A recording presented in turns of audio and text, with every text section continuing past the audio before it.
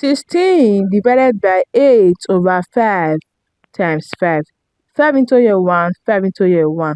Then we are left with 16 divided by 8.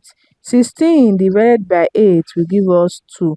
2 is the wrong answer to this question because according to the order of operations, division and multiplication have equal priorities. So we are to work from our left to our right.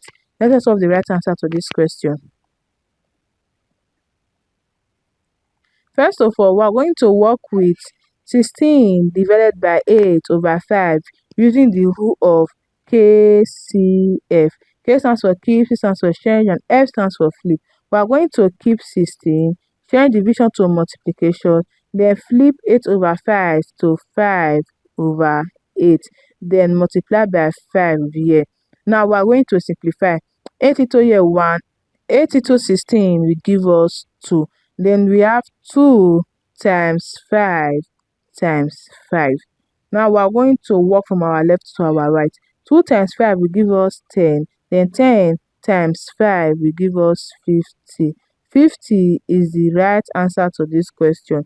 I hope you find this video helpful. Please don't forget to like, subscribe, and comment. Thanks for watching.